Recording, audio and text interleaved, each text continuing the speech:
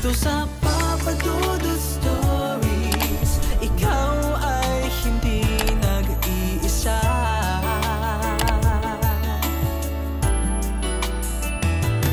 Dito sa Papa Dudut Stories, may nagmamahal sa'yo.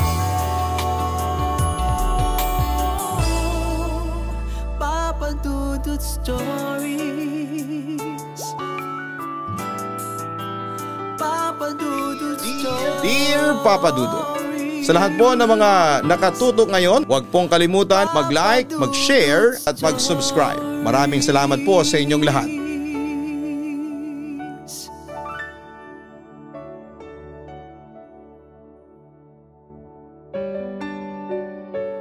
Magandang gabi sa inyo at sa inyong mga tagapakinig.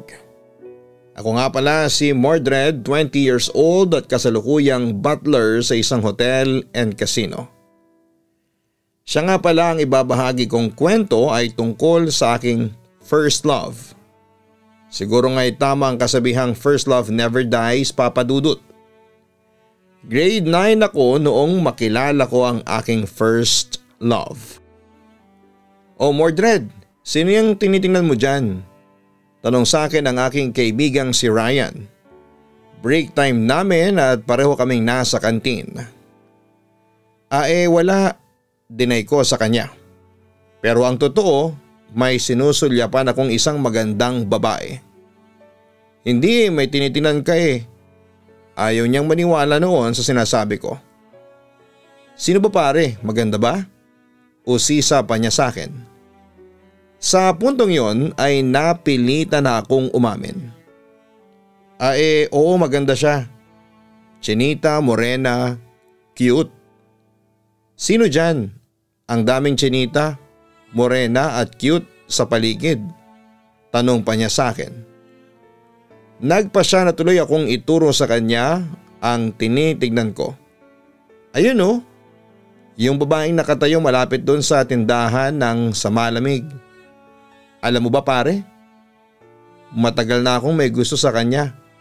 Kaso ewan ko ba pero sinusumpong ako palagi ng hiya kaya hindi ako makapagpakilala sa kanya. Sabi ko pa sa kanya. Oo nga, maganda nga siya. Teka, kilala ko yan. Polly ang pangalan niyan na ibulalas niya sa akin. Talaga? Kanino mo naman nalaman? Tanong ko sa kanya. Kilala ko na yan si Polly. Pinakilala yan sa akin ni Abby. Inform niya sa akin. Polly? Ang cute ng pangalan niya. Balak mo ba siyang ligawan? Curious na tanong sa akin ni Ryan. Siguro pare, malakas talagang tama ako sa kanya. Pagtatapat ko sa aking kaibigan. Naku, good luck na lang sa inyo. Sana naman ay sagutin ka niya kapag nanligaw ka na sa kanya. Pagsuporta niya sa akin. Huwag kang mag-alala Ryan. Lahat ng babaeng niligawan ko noon sinagot ako. Sigurado akong mapapasagot ko rin siya. Pagmamalaki ko naman. Yan ang gusto ko sa iyo pare. Malakas ang confidence. Sige, ikaw na ang gwapo. Natatawang pag-cheer sa akin ni Ryan. Samantala hindi namin namalayan ng kaibigan ko na palapit pala sa amin si Polly. Kuya Ryan, pautang lang ng piso. Idadagdag ko lang sa pambili ko ng palamig. Kulang kasi. Pakiusap niya sa amin. Sa puntong yon, ako na ang nagbigay ng pera kay Polly. Eto 5 piso, huwag mo nang bayaran. Naku, salamat kuya. Pasensya na rin ha. Nahihiyang wika sa akin ni Polly. Wala yun, sagot ko naman sa kanya. Pagkatapos noon ay napansin ni Ryan na aboteng ang ngiti ko nung mga sandaling yon. Biro pa nga niya sa akin, tigilan ko na raw ang pagpapantasya kay Polly dahil bata pa raw ito. Pero Papa Dudut, aaminin kong lalo akong napahanga ni Polly noong araw na yon. Bukod kasi sa maganda siya ay napaka-cute din ang kanyang boses. Simula noong araw na yon ay palagi ng laman ng isipan ko si Polly. Hanggang sa pagtulog ko ay siya pa rin ang napapanaginipan ko. Grabe Papa Dudut, talagang tinamaan talaga ni Cupido ang puso ko. Kaya sa tuwing nagkakasalubong kami ni Polly, sa daanan ay bumibilis ang tibok ng puso ko. Samantala dahil sa labis na paghangang nararamdaman ko para kay Polly, ay gumawa talaga ako ng paraan para magkalapit kaming dalawa. Isang araw tiyempo namang napadaan ako sa isang kalye kung saan ay narinig kong maraming asong nagtatahulan. Pero laking gulat ko nang makita ko si Polly na humihingi ng tulong habang sinusubukan siyang kagatin ng mga aso. Dahil doon ay agad akong sumaklolo sa kanya. Pinagbabato ko yung mga asong gustong lumapit kay Polly hanggang sa magtakbuhan ang mga ito palayo. Pagkatapos noon ay nakita ko si Polly na tila nabunutan ng tinik at nakahinga ng maluwag dahil sa pagliligtas ko sa kanya, Papa Dudut. Nakagat ka ba ng mga aso? Concerned na tanong ko sa kanya. Hindi, ayos lang ako, sagot niya noon sa akin. Buti at napadaan ako dito kasi kung hindi baka nilapa ka na ng asong kalye, sabi ko sa kanya. Grabe ang tapang mo naman, hindi ka natatakot na makagat ng aso. May paghangang wika ni Polly sa akin. Hindi ako takot sa mga aso at saka ilang beses na rin namang akong nakagat niyan, sabi ko pa sa kanya. Nagpapasalamat ako sa Diyos at hindi ka napahamak. Kuya Mordred, maraming salamat ha. Utang ko sa iyo ang buhay ko. Sincero niyang wika sa akin.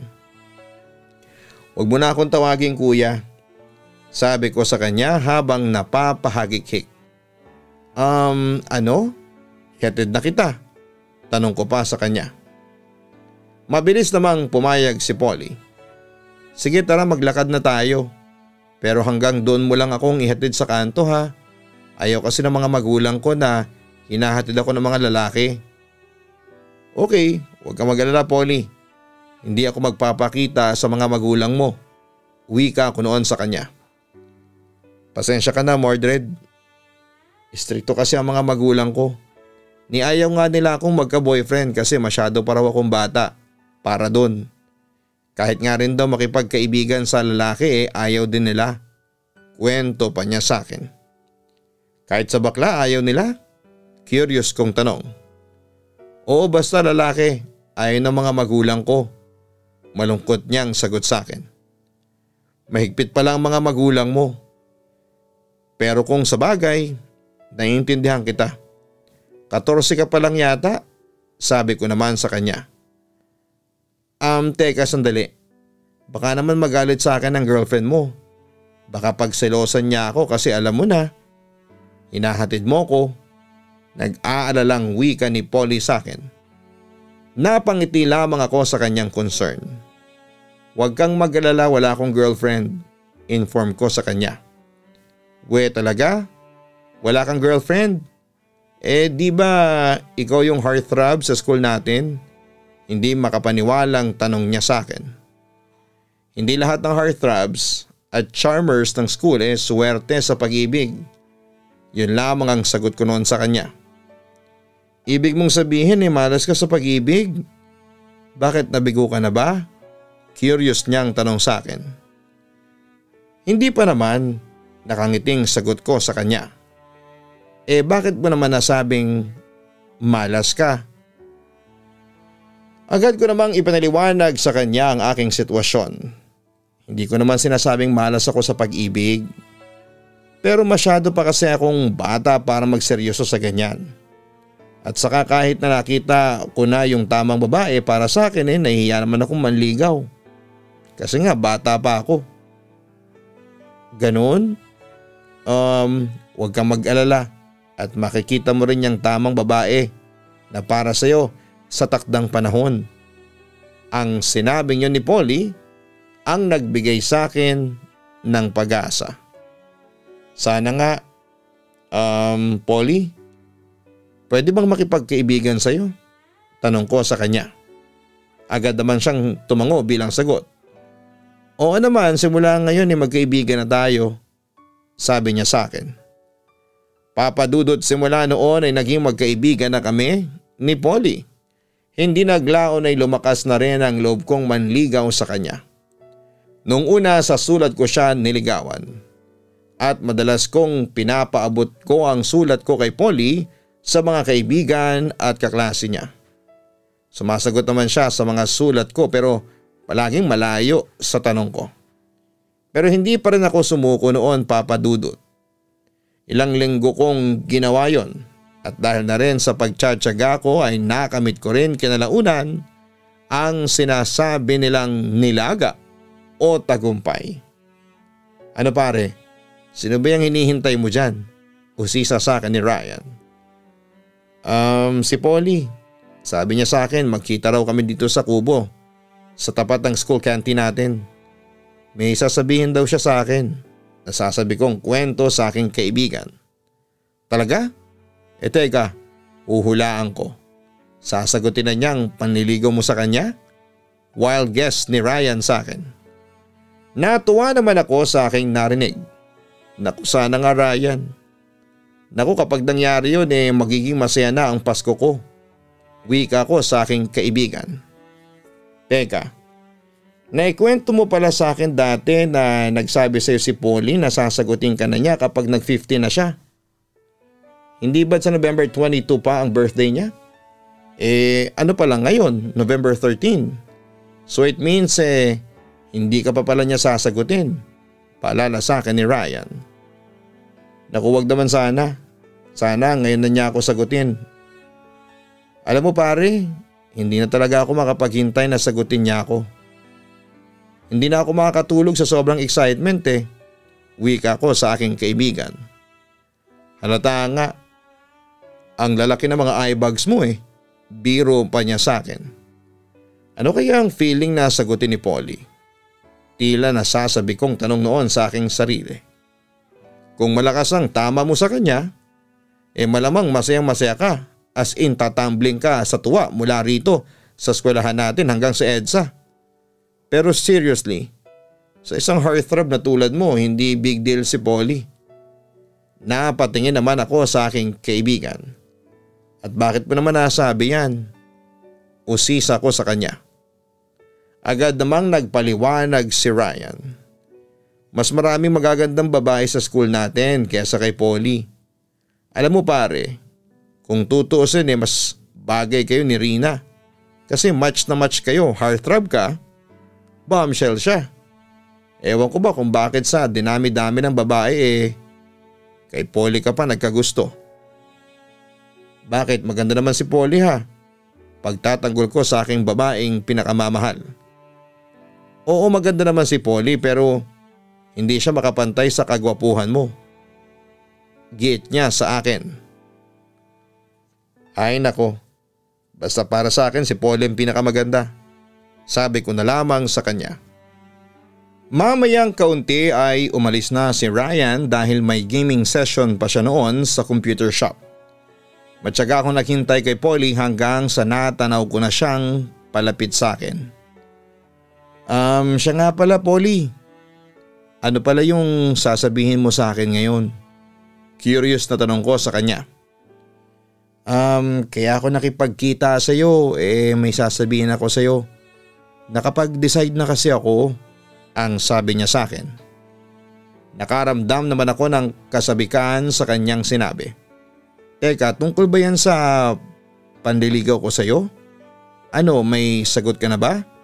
Tanong ko sa kanya. Oo, sinasagot na kita. Pumapayag na ako maging girlfriend mo. Sagot niya sa akin. Speechless naman ako ng mga sandaling yun. Hindi ako makapaniwala na girlfriend ko na si Polly. Bakit? Akala mo ba sa November 22 pa kita sasagutin? Tanong niya sa akin. Oo pero hindi ko akalain na sasagutin mo na agad ako. Kung tutuusin kasi makakapaghintay naman ako. Pero masaya na rin ako kasi napaaga yung pagsagot mo sa akin. Masaya kong sabi sa kanya. Pero Mordred, alam mo naman siguro ang sitwasyon ko. May pag-aalalang wika ni Polly sa akin. Alam ko kaya nga gagawing nating patago ang relasyon natin. Kasi ayaw ko namang pagalitan ka ng mga magulang mo. Basta sisikapin kong maging maayos at walang problema ang lahat. Paniniguro ko naman sa kanya. Itago na rin natin pati sa iba nating mga kakilala dito sa school. Alam mo na, baka kasi malaman ng pinsan kong si Jack na may boyfriend na ako. Delikadong malaman niya yun. Sumbongero kasi yun eh. Sigurado akong isusumbong niya ako sa mga magulang ko. Agad ko namang naintindihan si Polly. Sige, gagawin ko yan. Bali ang nakakaalam lang na nililigawan kita si Ryan lang.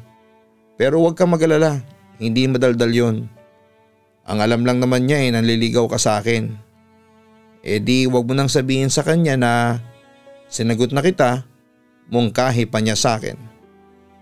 Naku, hindi uobra yun. Mapag-obserba yan si Ryan. At saka hindi ako makakapagtago sa kanya. Pero kahit na malaman pa niya tiwala naman ako sa kanya na hindi niya yun ipagkakalat. Assurance ko naman sa kanya. Huminga naman ng malalim si Polly bago muling nagsalita. Sige, sabi mo yan eh. Papa Dudut, naging patago ang setup namin. Mahirap pero ayos lang sa amin kasi nakukuha pa rin naming maging masaya.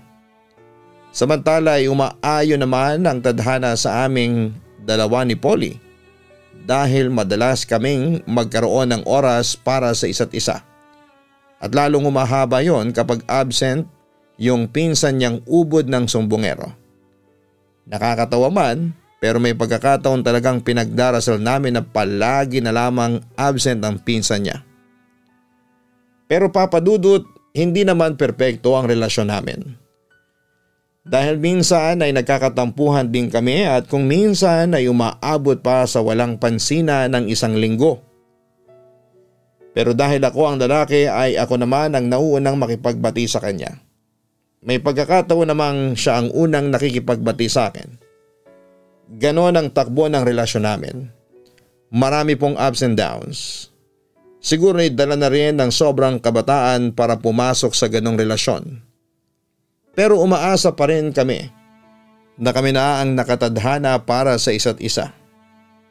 Papadudod si Polly ang nagpa-realize sa akin noon na masarap palang magmahal. Hindi ko maitatanggi na hindi naman siya nagkulang sa akin bilang girlfriend niya, habang ako naman ay sinisikap ko na hindi magkulang sa kanya bilang boyfriend. Samantala dahil sa kakisigan ko ay maraming babae pa rin ang nagbibigay ng motibo sa akin, pero lahat ng yon ay binabaliwala ko. Dahil para sa akin ay si Polly lang ang mahal ko. Pero Papa Dudut, meron akong isang hakbang na ginawa na hindi ko pinag-isipan na siyang nakasira sa relasyon namin ni Polly. Nagkaroon ng panunukso ng mga kaklase ko sa akin at sa kaklase kong si Rina. Dahil nga patago ang relasyon namin ni Polly, ang alam nila ay single pa rin ako.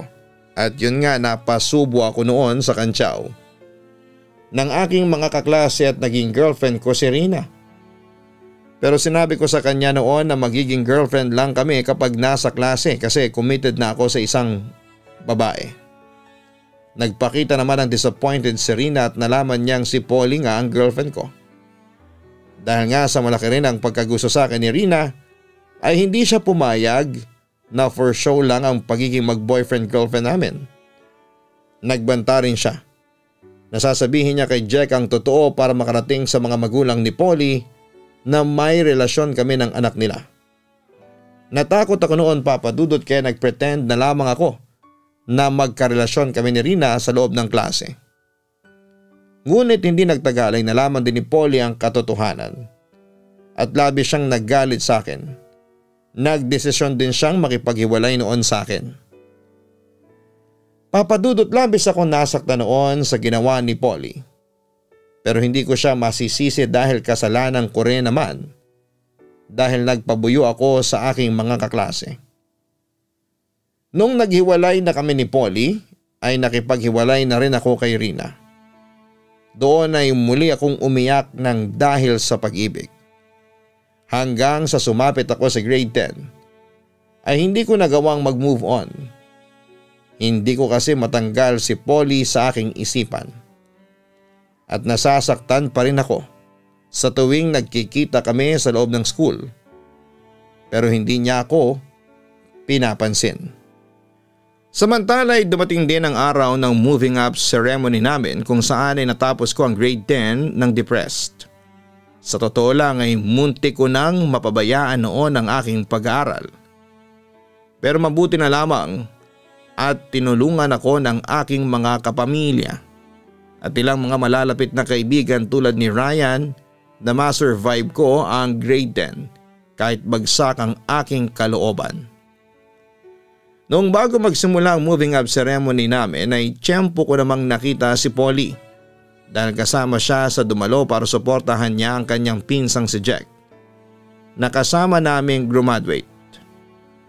Doon ay naglakas loob akong kausapin na si Polly dahil nangangamba na ako na hindi na kami magkikita dahil sa ibang eskwelahan na ako balak mag senior high school.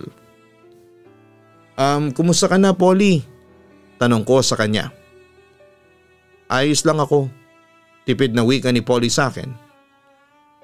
Congratulations nga pala at senior high school ka na sa susunod na pasukan. Bati niya sa akin bago nagpaalam na aalis. Pero pinigilan ko siyang umalis. Iiwasan mo na naman ako?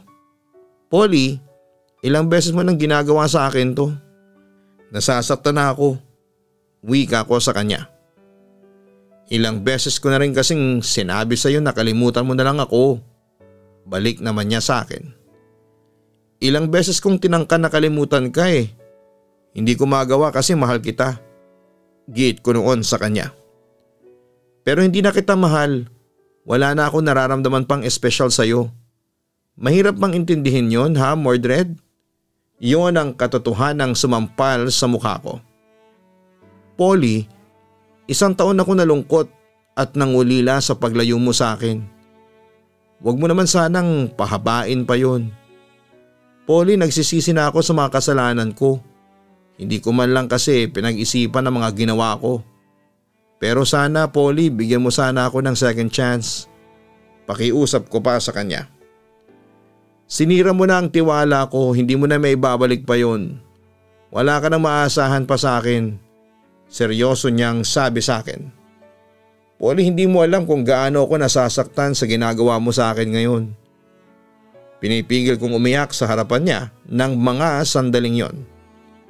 Hindi mo rin alam kung gaano karaming luhang iniyak ko nang nalaman ko niloko mo lang ako.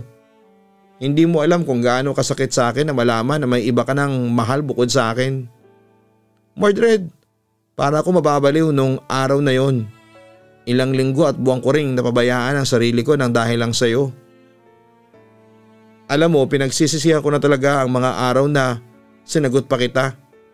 Nadala lang kasi ako ng emosyon noon kaya sinagot kita. Bata pa kasi tayo eh. Kaya nga heto, ayaw ko nang magkamali pa. Patawarin mo ako, Mordred, pero na-realize ko na mali yung ginawa kong pakikipagrelasyon sa'yo. Matigas na wikang binitawan ni Polly sa akin. Sa puntong yon, pagkarinig ko sa kanyang sinabi, ay tuluyan nang bumigay ang emosyon ko at napaiyak na ako sa harapan niya. Mordred, please. Nakikiusap na ako sa iyo. Tigilan mo na ako. Huwag mo na akong guguluhin pa. Masaya na ako sa buhay ko ngayon. Kaya maging masaya ka na rin sa buhay mo. Sige na, bye. Yon ang huling sinabi sa akin ni Polly noong araw na yon. Papadudot, isa yon sa mga pangyayari sa buhay ko na hindi ko makakalimutan. Bagamat si Polly ang nagpa-realize sa akin na masarap na magmahal. Siya rin ang nagparanas din sa akin kung gaano masaktan dahil sa pag-ibig. Oo, papadudot, iniyakan ko ang hiwalayan namin ni Polly. Ang tinaguriang boy next door at ultimate charmer ng campus ay pinaiyak ng isang babae. Samantala lumipas ang ilang buwan at taon ay hindi rin ako nakapag-move on. Kahit na anong klaseng pagkalimot na gawin ko ay hindi ko magawang kalimutan si Polly. Kaya 2 taon nang lumipas ay hindi na ako pumasok pa sa isang relasyon. Dahil para sa akin ay si Polly lamang ang first and last love ko. Sa kabilang banda nang sumapit ang araw ng graduation ni Polly sa junior high school. Lumapit ako sa iyo kasi mangungumusta lang ako. At saka para humingi ulit ako ng sorry. Wika ko sa kanya. Pagkatapos ko siyang batiin ng congratulations dahil tapos na siya sa grade 10. Mordred, matagal na kitang pinatawad. Alam mo yan, nakangiting wika ni Polly sa akin. Salamat kung ganun. Masaya kong sabi sa kanya. Teka, yun lang ba ang dahilan mo? O baka naman pipilitin mo na naman ako makipagbalikan sa'yo? Tanong niya sa akin. Bakit? Gusto mo bang piliin ulit kita? Balik ko sa kanya. Huminga lamang siya ng malalim bilang tugon. Alam kong wala nang pag-asa sa ating dalawa. Alam kong hindi mo na ako kaya pang mahalin. Tanggap ko na yun.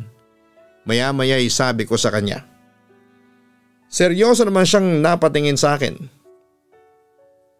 Naka-move on ka na? Tanong pa niya sa akin. Siguro nga naka-move on na rin ako. Medyo nag-aalinlangan kong sagot sa kanya. Bakit nag-aalinlangan ka pa? Usisa niya sa akin. Ewan ko kung naka-move on na ako sa lagay kong ito. Although tanggap ko na kasi nawala ng pag-asa tayong dalawa. Mahal pa rin kita. Pagtatapat ko sa kanya. Mordred, sorry talaga. Wika ni Polly sa akin. Na alam ko na ang ibig sabihin na wala na talaga kaming pag-asang magkabalikan pa. Huwag kang mag-alala. Hindi na ako magpupumilit pa sa'yo. Nirerespeto ko na ang desisyon mo. Pero Polly, kahit na gano'n ang ending ng love story natin sana'y maging mabuti pa rin tayo sa isa't isa. Alam mo na friends, suggestion ko sa kanya. Yun lang ba? Sige Mordred, tinatanggap ko. Friends na ulit tayo. Kung gusto mo pa nga best friends, ano? Napangiti ulit ako sa aking narinig.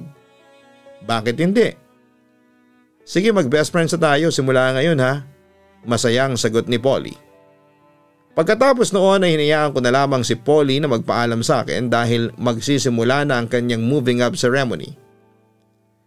Papadudot simula noon ay naging magkaibigan ulit kami, nagkaroon ulit kami ng communication sa isa't isa.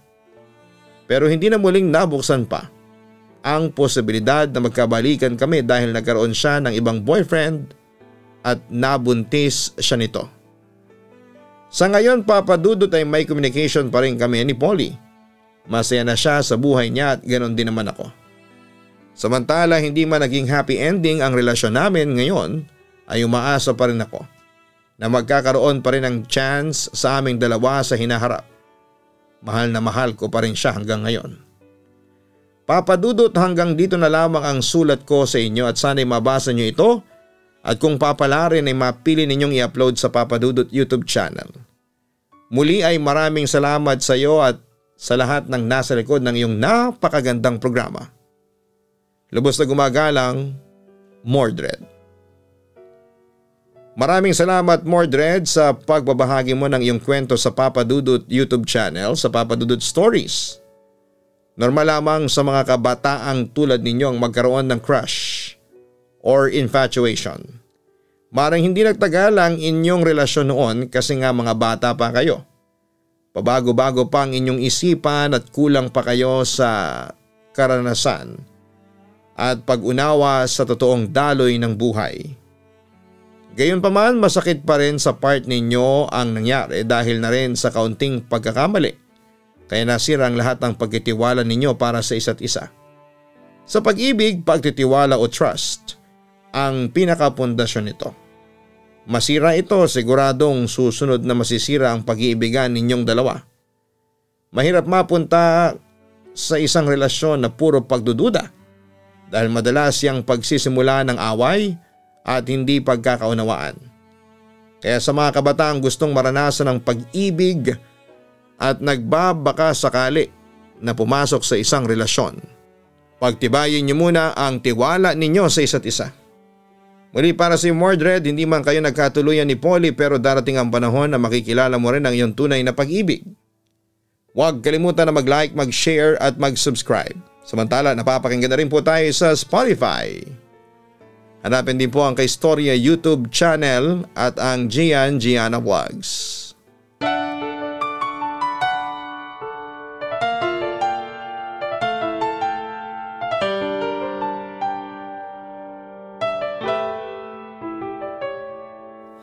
Ang buhay ay mahiwaga,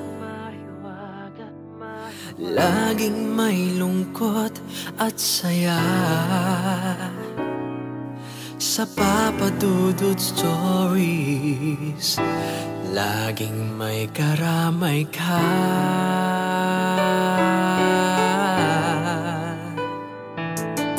Mga problemang kay bigat, dito ay pakikinggan ka. Sa Papa Dudut Stories, kami ay iyong kasama.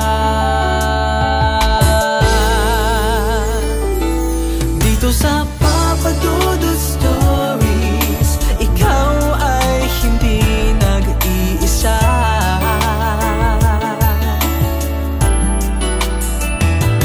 Dito sa Papa Dudut Stories, may nagmamahal sa'yo. Papa Dudut Stories, Papa Dudut Stories,